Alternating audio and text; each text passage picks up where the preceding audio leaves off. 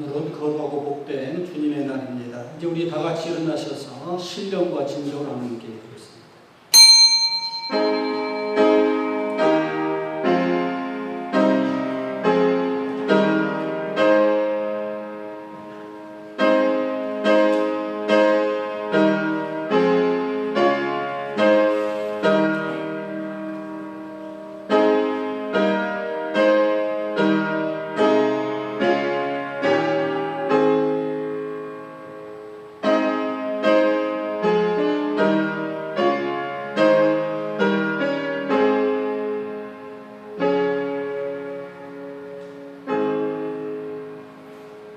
인자와 진리가 내게서 떠나지 말게 하고 그것을 내 목에 매며 내 마음 판에 새기라. 그리하면 내가 하나님과 사람 앞에서 은총과 기주 여김을 받으리라. 아멘. 다 같이 앉으셔서 찬송가 86장을 보겠습니다.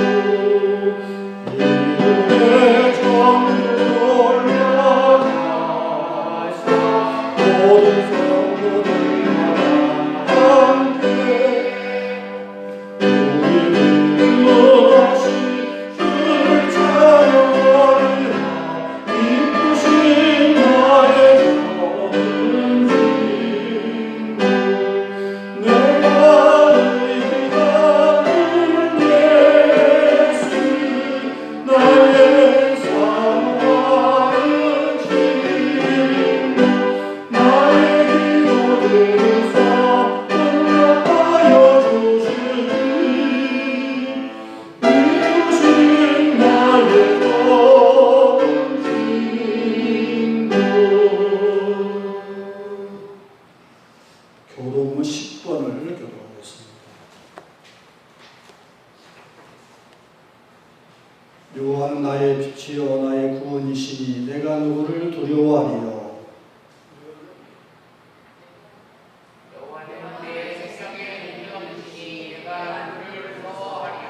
나의 대적 나의 원수된 행악자가 내 살을 먹으려고 내게로 왔다가 군대가 나를 대적하여 진칠지라도 내 마음이 두렵지 아니하며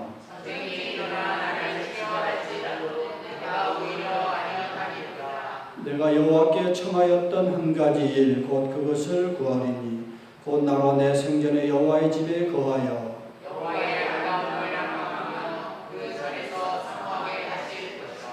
여호와께서 환난 날에 나를 그 조막 속에 비밀히 지키시고 그 장막 은밀한 곳에 나를 숨기시며 이제 내 머리가 나를 두고 내 원수 위에 들리리니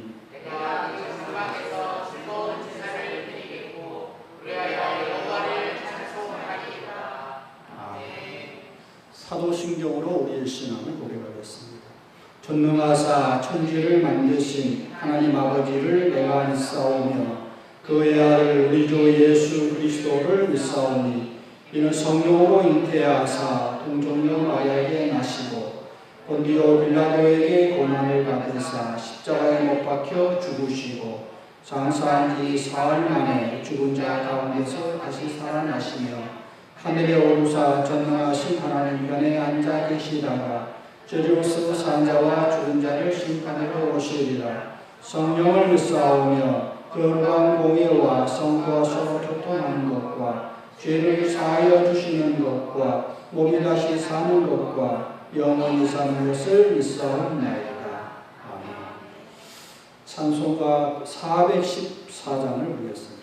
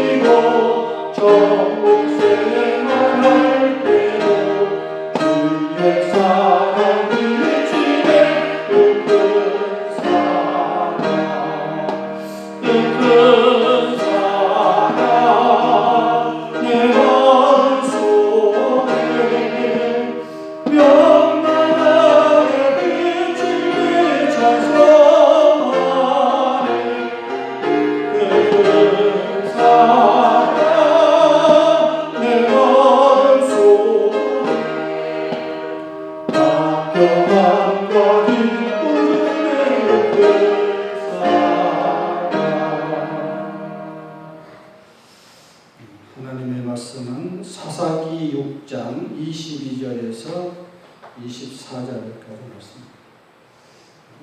다 같이 한 목소리로 읽겠습니다.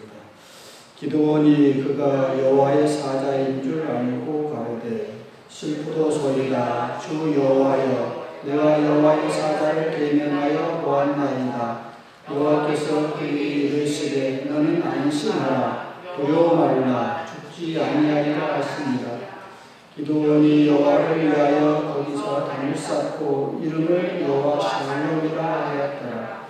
그것이 오늘까지 아비에셀 사람에게 속한 오가에 있더라. 이제 이 말씀에 의지하여서 여호와 샬롬이라는 제목으로 하는 말씀을 대언하겠습니다. 샬롬이라는 말은 히브리어로 평화라는 뜻입니다. 이스라엘 사람들은 지금도 인사할 때에 샬롬하고 인사하죠. 우리가 사람을 만날 때 우리나라에서는 안녕하십니까 하고 인사하는 것처럼 그 사람들은 샬롬하고 인사합니다.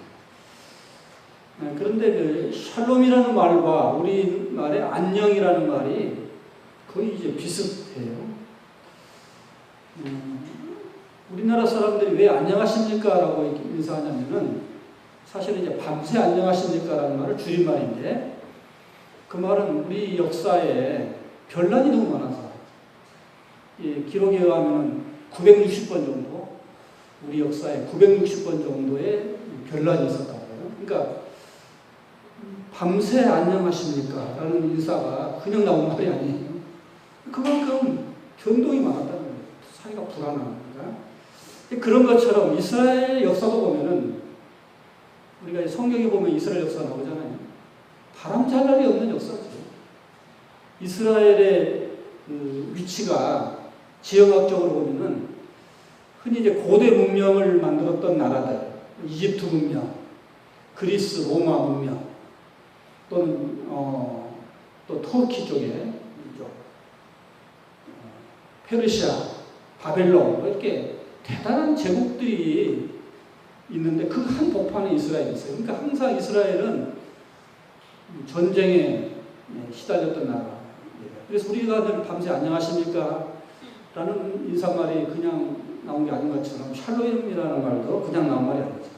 그 정도로 아주 늘 고난 속에서, 위기 속에서 살아갔다는 겁니다. 근데 샬롬이라는 말을 우리가 또 분석해 보면은 우리 살아가는 인생이 늘 불안하지요. 늘 두렵고 불안하고 뭔가 이렇게 모호하고 무슨 일이 벌어질지 항상. 그래서 우리 인간의 실존은 항상 늘 두려움, 불안 속에 사는데 그래서 우리가 늘 신앙을 갖게 되는 거죠. 종교학자들이 왜 사람이 종교를 갖게 되느냐라고 이제 근원적으로 따져가 보면은 결국 그 마음속에 있는 불안. 독일어로는 조르게라고 하는데 하이데크라는 사람이 실존주의 철학을 할 때에 인간의 가장 내면 속에 깊은 내면 속에 기본적인 감정이 있는 게 조르게야. 염려, 근심, 걱정, 두려움. 우리 마음속 깊은 무의식 속에 있다는 거죠. 그래서 우리가 종교는 왜 갔느냐? 이 불안 때문에, 두려움 때문에 갔는데 우리가 꿈꾸는 천국은 어떤 상태일까? 한마디로 하면 샬롬의 상태죠. 샬롬의 상태. 늘 평안한. 우리 요한계시록 21장에 보면 그곳에 눈물도 없고 한숨도 없고 항상 평안하게 주님 안에서 편안하게 사는 그 안정된 상태를 샬롬이라 할 때에 샬롬 바로 우리가 천국에서 누릴 궁극적인 어떤 지복의 상태를 말합니다. 오늘 본문에 보면은 기드온이라는 사사의 이야기인데 사사라는 것은 이제 이스라엘의 왕정시대 즉 사울 왕, 다윗, 솔로몬으로 이어진 왕정시대 바로 전에 사사시대가 있었잖아요. 사사시대에 있었던 사사 중에 하나예요. 임시왕이죠. 어떤 기존의 어떤 정치적인 왕, 딱 기존에 있는 왕으로 이어져가는 그런 왕조가 아니고 어떤 위기가 닥쳤을 때에 아주 이제 하나님이 그때에 따라서 필요에 따라서 어떤 카리스마를 가진 어떤 능력의 사람을 뽑아가지고 그 위기를 극복하고 했던 사람들이 사사예요. 그 사사 중에 하나가 이제 기드온이라는 사람인데 미디안이라는 나라가 이제 이스라엘 유대인들을 괴롭히니까, 너무 괴로우니까 이스라엘 사람들이 기도하지 않겠어요? 우리 좀 살려주십시오. 미디안이 너무 우리를 힘들게 해요. 했을 때 하나님이 세우신 사사가 바로 기드온이라는 사람입니다. 기드온이라는 사람도 역시 자기 민족의 그 아픔을 보면서 기도했겠죠. 그랬을 때 이제 하나님을 만난 거예요. 오늘 본문에 보면은 하나님과의 조우, 하나님과의 만남. 그런데 정작 하나님을 만나니까 두려운 거죠. 두려운 거. 그 웰치라는 사람이 쓴 그 소설에 어느 대주교의 죽음이라는 재밌는 그 소설이 있는데, 어느 대주교가 늘 기도할 때마다 하나님이 잡히지도 않잖아요. 이렇게 뭐가 잡히지 않으니까 좀 하나님의 음성을 듣고 싶다. 하나님이 좀 보여줬으면 좋겠다 해서 어느 날은 하나님 좀 보여주세요. 음성을 들려주세요 했더니 뭐냐 나 여기 있다 하니까 그 말에 쇼크 막 죽었다는 참 재밌는 소설이에요. 재밌는 소설인데 우리도 늘 그렇죠.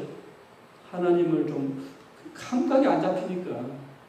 근데 정작 하나님 만나는 사람은 죽어요. 진짜 죽어. 우리 엄청난 전기 만나면 죽잖아요. 엄청난 파워를 만나면 죽죠, 사람이. 그러니까 그런 것처럼 정통 유대인들은 하나님을 만나면 죽는다고 생각했는데 기도하는 가운데 하나님이 쫙 나타났다는 거예요, 지금. 그러니까 나 이제 죽었다 이렇게 된 직감적으로 죄인이 거룩하신 하나님을 배웠으면 나는 죽었다 했을 때에 오늘 본문에 보면은 하나님께서 말씀하신 너는 안심하라 두려워하지 마 너는 죽지 않을 것이다.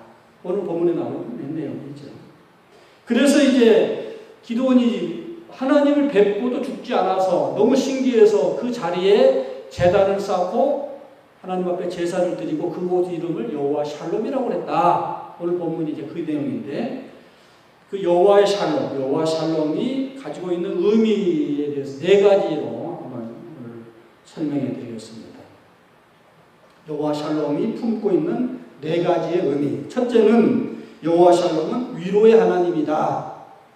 위로의 하나님이다. 라는 뜻입니다. 두려워 말라. 안심하라. 위로하시는 거예요. 우리가 힘든 일을 많이 만나면 위로받고 싶죠. 요새 현대인들은 다 피곤해요. 정말 우리나라 역사를 보면은 좀 다이나믹 코리아라고 하잖아요. 그러니까 우리나라의 불과 해방이 된 때만 해도 최빈국이었단 말이에요. 최빈국의 나라가 오늘날 우리가 세계 11위, 12위 그래요. 그러니까 세계가 깜짝 놀라죠, 정말. 깜짝 놀랄 정도로 엄청나게 발전했는데, 그러니까 그 과정이 얼마나 힘들었겠어요, 우리가.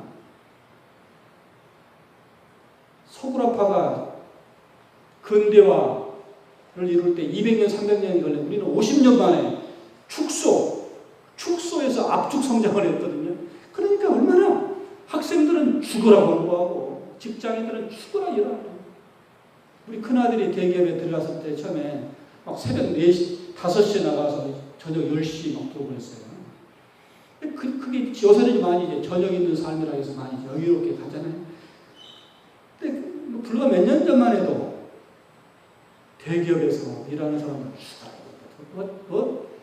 어디나 마찬가지죠. 우리나라 사람들은 아주 악착 같아요.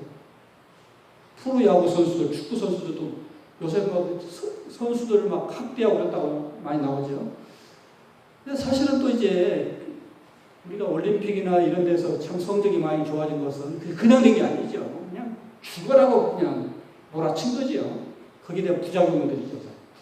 아무튼 정말 우리가 죽어라고 열심히 일했고 열심히 살아왔기 때문에 너무 지금은 필요하죠. 필요사회가 됐습니다. 그래서 요새는 위로받고 싶다. 그래서 힐링이라는 말을 많이 쓰죠. 힐링.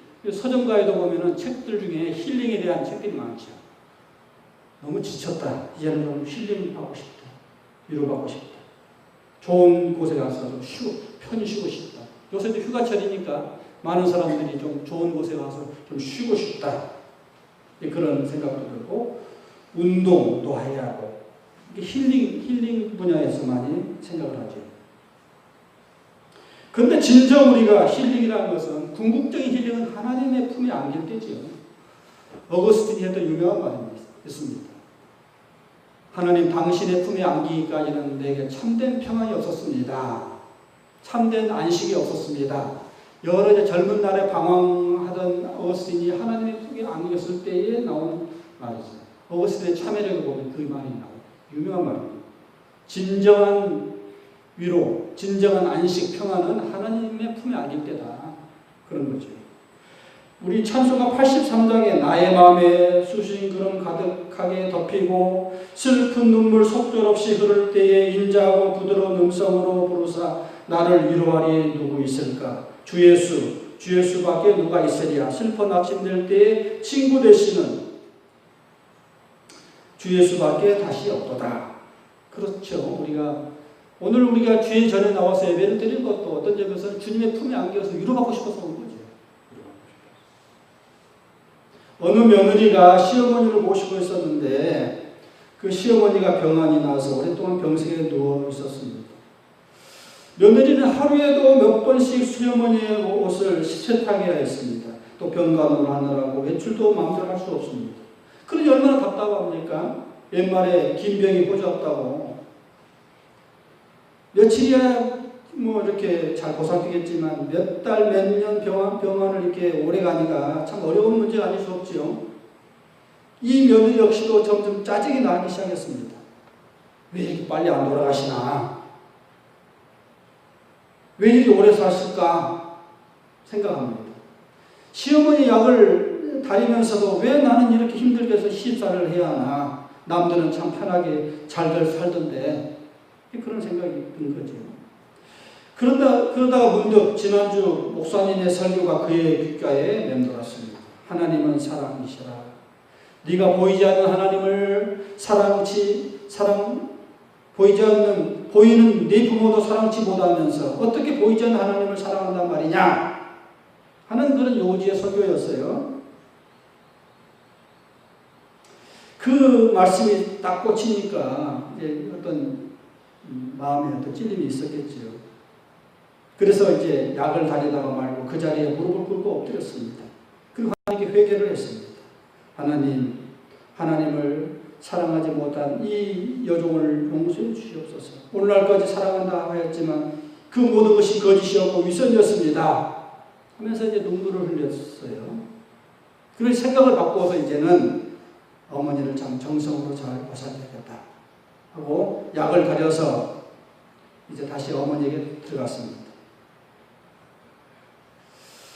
내가 끝까지 어머니를 하나님의 사랑을 잘 공경해야지 이런 마음으로 들어갔습니다.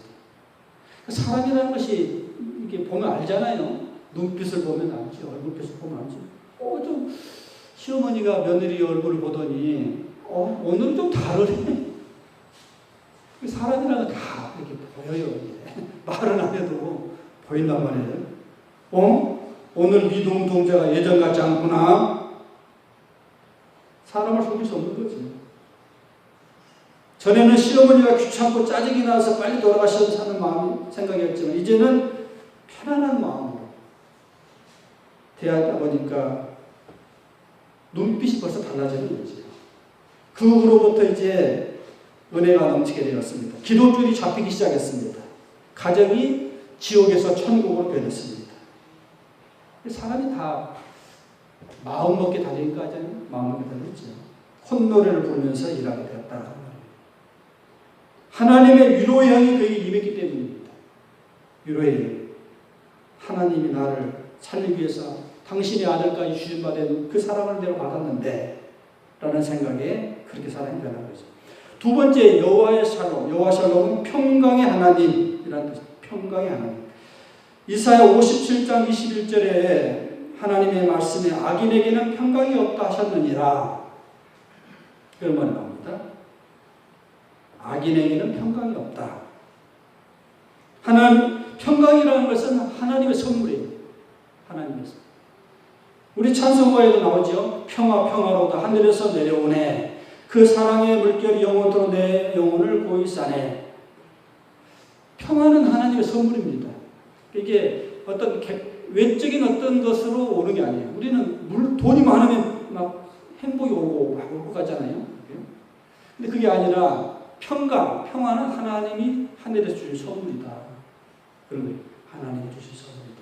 예수님께서 부활하신 예수님이 제자리에 나타나셨을 때 너에게 평안이 있을지어다 이렇게 말씀하셨어요. 평안이 있을지어다. 샬롬 하고 인사했어요. 평강의 하나님입니다. 한남동 하면은 부자 동네잖아요. 어느 부잣집에 시골에서 올라온 아주머니가 이제 가정부로 일하게 되었습니다. 그런데 그 가정은 돈은 많은데 가정 문제가 복잡한 집안입니다. 그래서 늘 그 집 부부는 늘 싸우고 다투고 늘 근심하고 수면도 약을 먹어야 수면도 할 수 있고 또 술을 마셔야 또 그런 괴로움을 버텨내는 그런 형편의 가정이었는데 그런데 이 가정부로 일하는 분이 언제나 이렇게 콧노래를 부르면서 일하는 거예요. 콧노래로 가정부로. 그 집 주인은 정작 안방이 지옥인데 그 가정부가 자는 골방은 천국이었습니다. 가정분들 기쁨으로 찬송을 부르면서 일하는데 주인은 늘 술로 나를 세웁니다. 그러니까 주인이 그 모습을 보고 화가 났어요. 주인은 지금 지옥같이 사는데 그 집에서 일하는 가정부는 보니까 천국인 거예요. 천국이에요. 그래서 어느 날은 물어봤어요. 나는 이렇게 부유하게 살아도 기쁨이 없는데 당신은 남의 집에서 일하면서 왜 이렇게 기뻐할 수 있느냐? 도대체 이유가 뭐냐? 했더니 이 가정부활 나는 세상에 아무것도 가진 것이 없어요. 그러나 그저 입을 거 먹을 거 있으면 그때그때 주어지기만 하면 나는 족한 줄 알고 하나님께 늘 감사하고 살아요. 내 마음속에 예수님을 모셨으니 초막에 사나 궁궐에 사나 어디서나 나는 천국이에요. 우리 이제 찬송하였다. 이제 높은 산이 거친 들이 초막이나 궁궐이나 내 주 예수 계신 것이 그 어디나 하느라. 저는 이 가사를 참 좋아해요. 이게 정말 기독교다. 이게 정말 기독교다. 이게 정말 신앙이다. 근데 우리는 늘 착각을 하죠. 세상의 어떤 객관적인 어떤 조건들이 나를 꼭 행복해 줄 것 같이 착각을 하죠. 그래서 그거 돈 벌려고, 권력 얻으려고, 지위 높아지려고 그냥 몸부림치는데 그래서 얻었는데 지옥인 거야. 근데 가만히 보니까 그걸 다 가진 사람이 쥐뿔도 없는 것이 보니까 천국이야. 이게 약이 오르지 않겠어요, 이게. 그래서 그런 말을 하는 거죠. 그렇습니다. 우리가 다 그런 거예요. 평강의 하나님이 내 마음속에 오셔야 천국인 거예요. 우리가 다른 거 없어요. 다른 거 없어요. 내 마음속에 주님이 계셔서 나의 삶 속에 주님이 주인이 되어 들어오시면 내가 그것이 바로 천국이 그 자리가 천국인 거예요. 감옥에 있어도 주님이 내 마음속에 있으면 그것이 천국이고 병실에 있어도 내 마음에 주님이 계시면 천국이고 아무리 비싼 고대 강실에서 산다 해도 마음이 지옥이면 지옥인 거지. 우리 매트릭스라는 영화 보면 이제 그런 장면이 나오죠. 그런 장면이 나오죠. 참 묘하게 어떤 사람이 아무런 조건이 없는데 빨간 약을 먹는 순간에 천국을 경험하는 사람이 있고 파란 약을 먹는 사람이 먹으면은 지옥을 경험하는 거예요. 이게 참 묘한 매트릭스 그 주제가 그런 것 같아요. 사람의 마음이 어디에 두느냐에 따라서 천국과 지옥이 다 갈라진다. 그런 의미죠. 그러니까 우리의 매트릭스의 삶이 괴로운 삶이라도 내 마음속에 빨간 약이 들어오면 주님이 들어오시면 천국인 거죠. 천국인 거죠. 어느 교회 여집사님이 중병으로 사형 선고를 받았습니다. 우리가 이제 병원에 와서 이제 사형 선고를 받은 사람 있잖아요. 이제 몇 달 못 살겠네요. 이러는 거예요. 이분도 이제 의사 선생님한테 2달밖에 못 살겠는데 좀 정리하셔야겠습니다. 아주 청천벽력 같은 말을 들었습니다. 근데 이분은 이제 믿음의 사람이니까 그래 이제 2달밖에 못 산다는데 이제 2달만이라도 내가 정말 믿음 생활 잘해야겠다라고 생각해서 하나씩 이제 주변을 정리하는 거예요. 과거에 자기가 섭섭하게 되었던 사람들을 찾아다니면서 이제 사과를 하기 시작했습니다. 내가 언제 참 당신에게 이런 일을 했는데 용서해 주시오. 이렇게 사과를 하는 거예요. 이렇게 돌아다니면서 사과를 하고 또 사람들에게 베풀지 못했는데 내가 너무 그냥 쥐고만 이렇게 쓰면서 베풀지 못했던 사람들을 보면서 이제 찾아다니면서 베푸는 거예요. 신세 진 사람들 찾아다니면서 은혜를 갖고자 하는 겁니다. 또 그 밖에도 이제 농촌 교육자를 위해서 좀 헌금을 해야겠다 해서 선교비도 보내고 이런 식으로 이제 성경 보고 기도하고 찬송하고 하면서 이렇게 2달을 보냈습니다. 이제는 죽어도 한이 없겠다라고 생각하고 있는데 2달이 됐는데 안 죽는 거예요. 2달이 돼도 안 죽고. 그래서 의사 선생님한테 찾아갔어요. 이상하다. 분명히 2달 후에 죽을 사람인데 살아남은 거예요. 담당 의사도 고개를 갸우뚱거리면서 참 이상하네요. 아무 이상이 없네요. 그런 거예요. 평강의 하나님이 온 거죠. 평강의 하나님. 제가 지난주에 이제 그 어떤 책을 보면서 몸에 대한 책을 봤는데, 우리나라 한의학과 양의학이 공존하면서 느끼는 어떤 일을 이렇게 쭉 적은 책인데, 서양 의사들은 인간을 몸을 그냥 기계로 본다는 거예요. 기계론적으로. 우리 기계 고장 나면 이거 부품 갈고 이러면서 그런 것처럼 자꾸 서양 의사들은 인간을 그냥 기계론적으로 본다는 거예요. 기계론적으로. 근데 한의하는 사람들은 그렇지 않거든요. 인간 몸 자체가 우주다 이렇게 생각을 해요. 그게 철학적으로 접근해요. 철학적으로. 천지인사상 철학적으로 접근하는 거예요. 그래서 단순히 기계적으로 인간을 다루는 것이 아니라 어떤 생명으로 다루고 우주로 다루는 거예요. 우리가 이제 그렇죠. 우리가 어떤 병이 들었을 때 보면은 몸의 모든 문제들이 보면은 마음의 문제고 마음의 문제는 영의 문제죠. 또 우리 성경이 내 사랑하는 자 내 영혼이 잘됨 같이 범사에 강건하기를 원한다. 그러니까 네 영혼이 잘 돼야 만사가 잘 되고 강건해진다 하는 놀라운 이야기죠. 우리가 이제 그 원리를 알고 있잖아요. 잠언 17장에도 보면은 마음의 즐거움은 양약이라도 양약 좋은 약이라는 뜻이죠. 심령의 근심은 뼈를 마르게 한다. 우리가 늘 느끼는 거죠. 기분 나쁘면 밥도 채야죠. 그러니까 이 마음과 몸이 아주 밀접한 거예요. 우리가 언제 감기 걸리느냐? 마음이 팍 상했을 때 감기 많이 걸려요. 암 환자들 이렇게 통계를 보면은 3년 전에 엄청난 충격을 받았다는 거예요. 되게. 이제 물론 일반화시키기는 뭐하지만은 통계적으로 보면은 대충 보면 엄청난 어떤 감당할 수 없는 어떤 스트레스를 받았다는 거예요. 그게 이제 어떤 신체화되어서 몸으로 나타나는 거죠. 가장 약한 부분으로 뚫고 나오는 거죠. 이게 암이다. 그러니까 심령의 근심은 뼈를 마르게 하죠. 그렇죠? 마음이 괴로우면 몸도 벌써 이렇게 같이 아파지는 거예요. 그래서 건강한 정신의 건강한 육체라는 그리스도의 속담도 있죠. 그만큼 아주 밀접하다. 그래서 우리가 이제 예배를 드릴 때에 찬송을 부르고 기도하고 말씀을 듣는 이 시간이 치유의 시간이에요. 치유의 시간.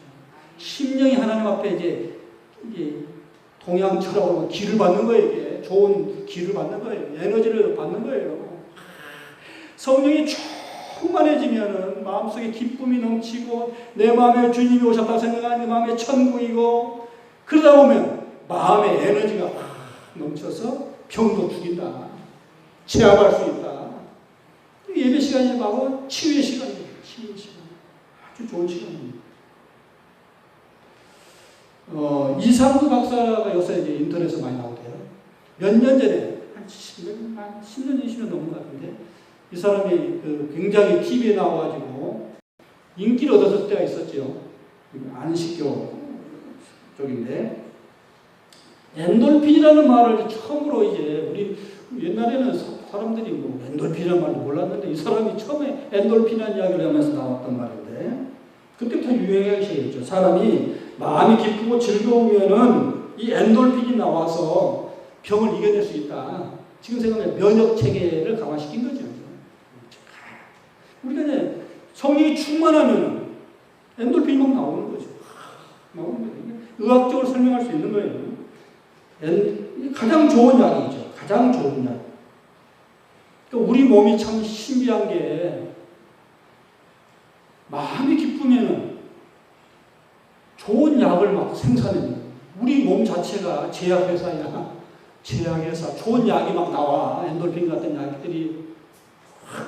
우리가 화날 때 아드레날린이 나온다고 하잖아요. 그냥 아드레날린은 독이에요. 독.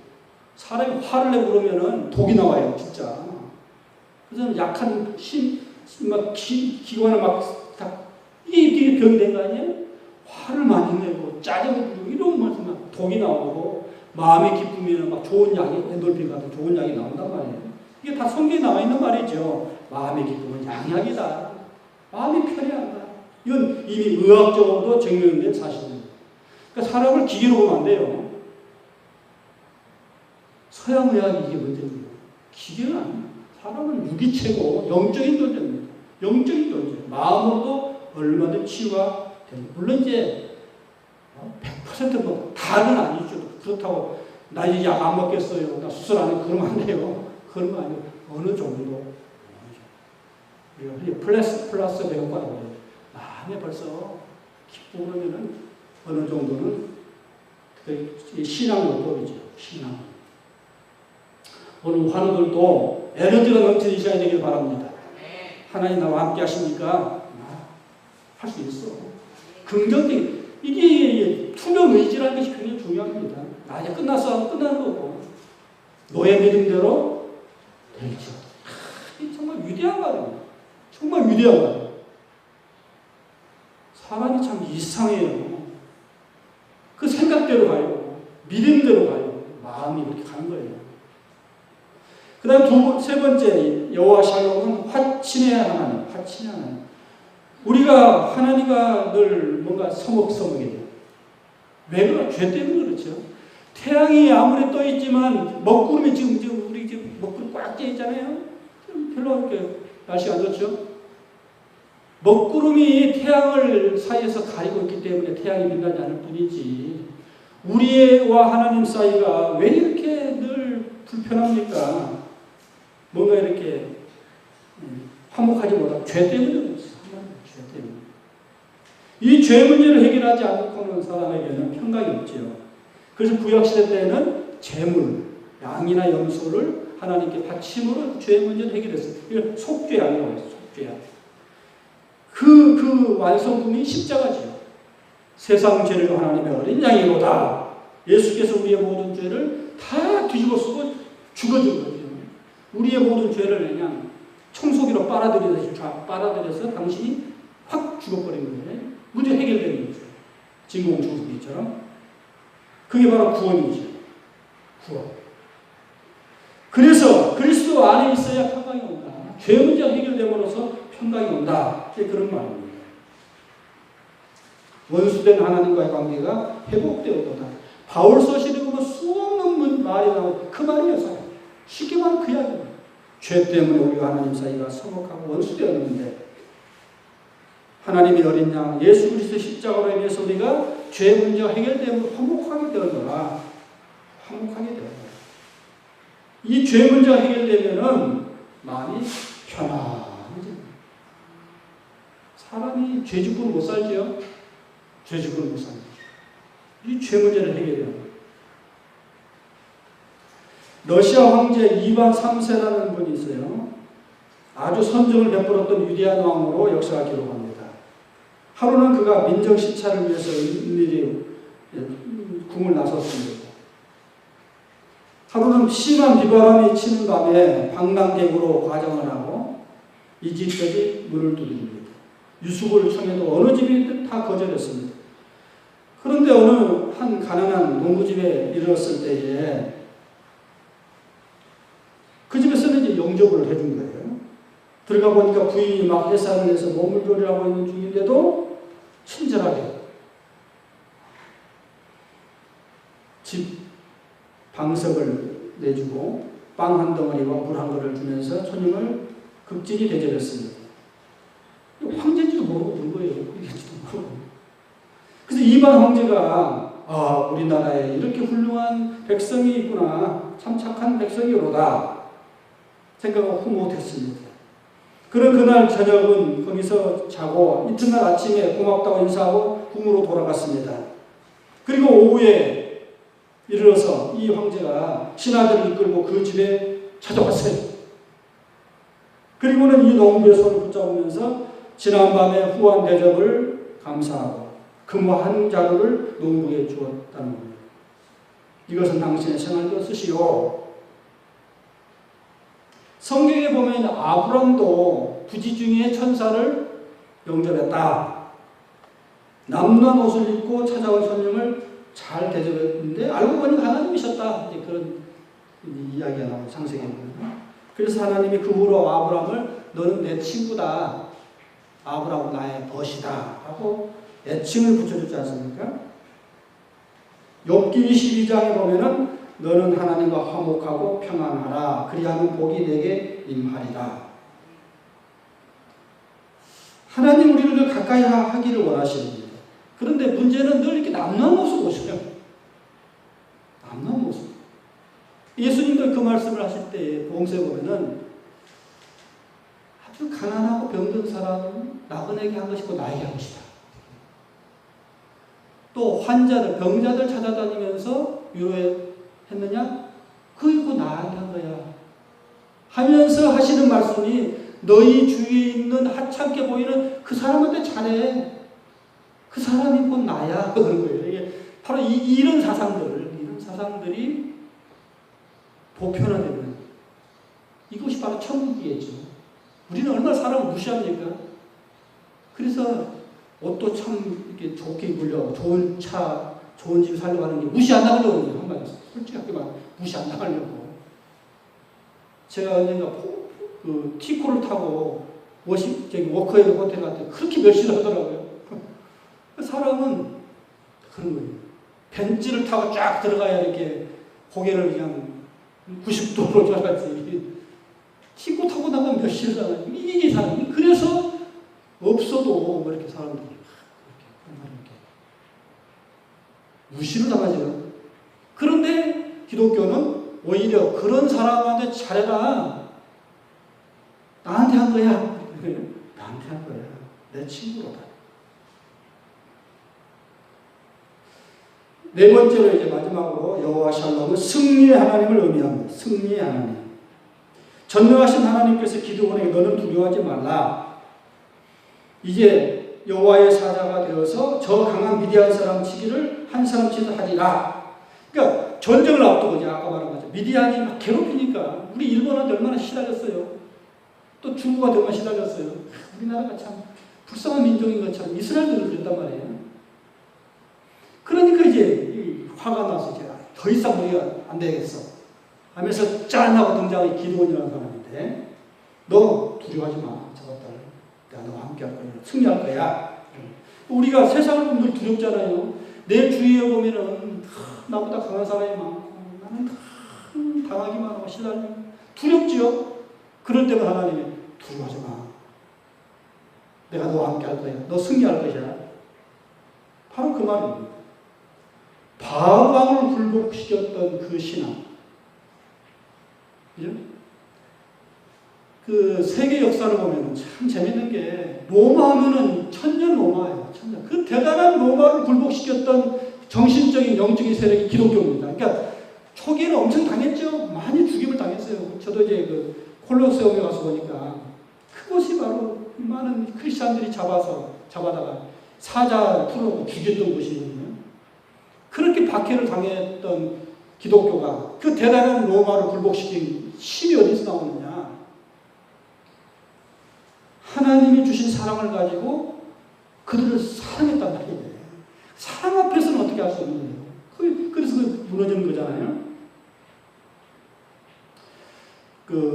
경상도에 가면 현풍이라는 곳이 있어요. 현풍. 곰탕, 현풍 곰탕이라는 이름 맞아요. 거기에 뭐 곽씨 가문이 있어요. 곽재우 장군의 후손들이. 그래서 그 집안인데, 그 집안 이야기를 좀 하겠습니다. 가난한 살림 때문에 남편은 늘 산에서 나무를 하러 다녀야 했습니다. 그리고 부인은 남의 집을 돌보면서 살림을 해야 했습니다. 부인이 집을 마치고 집에 돌아와 보니까 괴이한 일이 벌어지고 있었습니다. 시어머니가 글쎄 자기 어린 손자 아이를 발에 누르고 막 있는 거예요. 죽이려고 하는 거예요. 깜짝 놀라 어머니 지금 뭘 하세요? 했더니 내가 지금 닭고기가 먹고 싶은 차에 웬 닭이 한 마리가 들어와서 잘 됐구나 하고 그물금을 잡아먹으려고 한다 하는 중이다. 막 엮는 거죠. 막령. 치매, 일종의 치매죠. 옛날에 보면 그 시골에 보면 그런 막 엮는 사람이 많았어요. 그런 거예요 지금. 그래서 이제 깜짝 놀란 며느리가 아이고 어머니 제가 잡겠어요 하고서 아이를 얼른 빼앗아 보니까 이미 숨진 거예요. 그래서 옆방에 아이를 뉘어놓고 닭 한 마리를 구해다가 어머니가 먹고 싶어하는 닭 요리를 만들어 드렸습니다. 나무하러 갔다 온 남편이 집에 와서 보니까 이런 상황이에요. 자초지정을 이야기했습니다. 그런데 그 남편 역시도 부인 못지않게 효자였습니다. 아내 말을 듣자 당신은 하늘이 보낸 효부요. 내 큰절을 받으시오. 하면서 큰절을 하더라는 거예요. 그러자 아내 왈 이러시면 안 됩니다. 이 일은 내 마음으로 한 것이 아닙니다. 하나님이 내게 주신 감동을 한 겁니다. 하나님께 영광 돌립니다. 이런 이야기가 이제 퍼지고 나서 온 집안 식구들이 이 며느리 얼마나 참 대단한 며느리예요. 그래서 다 예수를 믿게 되었다는 거예요. 근데 이 이야기를 제가 어디서 들었냐면은 제가 교구 목사하고 있을 때 현풍에 가서 장례식을 이제 치렀는데 그때 그 이야기를 하더라고요. 자기 집안 내역을 이야기하는 거예요. 곽동한 장로예요. 곽동한 장로. 이분이 얼마나 대단한 분이냐면은 국정원 이사관이에요. 국정원 이사관. 요새 박지원 씨가 간 그 국정원 지금이야 별 볼일 없는 곳이지만 옛날에는 대단했거든요. 옛날에 뭐 국정원은 대단했죠. 국정원의 이사관 하면은 한 도를 책임지는 곳이에요. 한 도.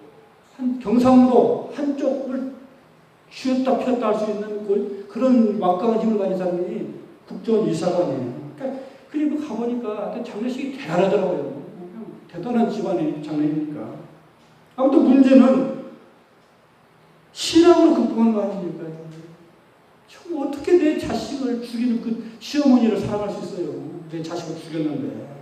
그런데도 신앙으로 극복했다. 이 기독교 힘입니다. 로마가 바로 그 힘에 무너진 거예요. 자기 하찮게 보던 사람들이 놀라운 사랑을 베푸는 거예요. 그게 뭐라는 거예요. 사도 바울이 이 샬롬의 복음을 가지고 완력으로 세상을 지배하는 그 로마 제국을 굴복시켰습니다. 그래서 성경이 힘으로 되지 않고 능으로 되지 않고 오직 여호와의 힘으로 되는 것이다. 이게 기독교의 힘이죠. 우리는 연약합니다. 세상은 강합니다. 그러나 하나님 우리를 사랑하십니다. 그런 하나님 우리를 사랑하시고 나와 함께 하시면 내가 위로를 받을 수 있고 세상을 이길 수 있습니다. 이 힘으로 우리를 승리하시기를 바랍니다. 기도하겠습니다. 만군의 여호와께서 나와 함께 하시 세상이 나를 어찌하랴 이 담대한 믿음을 가지고 우리가 세상을 보면서 두려워하지 않게 하시고 하나님 내 안에 계심으로 내 마음속에 기쁨이 넘치고 소망이 넘치고 평강이 넘치는 삶이 되게 하여 주시옵소서. 우리 주 예수 그리스도 이름으로 기도드리옵나이다. 찬송가 473장 부르시면서 준비하시는 것을 드리겠습니다.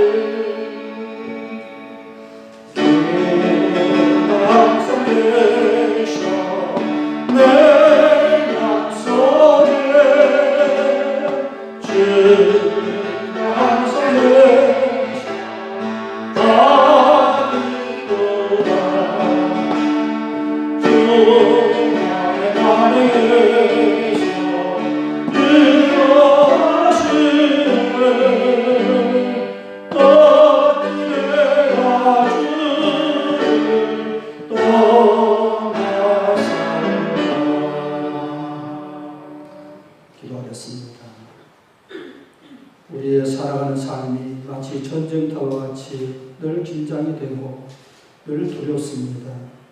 그럴 때마다 우리의 마음이 늘 콩알만해지고 마음에 기쁨이 없고 소망이 없습니다. 이 시간 주의 품에 안겨서 주님이 주시는 평강을 얻기를 원합니다. 하나님, 나로서는 어찌할 수 없사오니 주님께서 늘 내 마음속에 내주하셔서 내 마음에 평강을 알아가시고 위로하시고 은혜를 늘 베풀어 주시옵소서. 베푸신 은혜를 감사하고 우리의 정성을 바쳐드립니다. 소득의 실조와 감사한 것과 주의 영광을 정성을 다해 바치오니 바치는 손길마다 기억하시사 하늘의 신령한 것으로 땅의 긴 것으로 넘치도록 채워주시옵소서. 이제는 우리의 빛과 소망이 되신 우리 주 예수 그리스도의 무한하신 은혜와 아버지 하나님의 극진하신 사랑과 성령의 감동과 충만하신 역사가 평강의 하나님을 모시고 천국을 누리기를 원하는 사람 모든 교우들 머리 위에 이제와 영원토록 함께 하시기를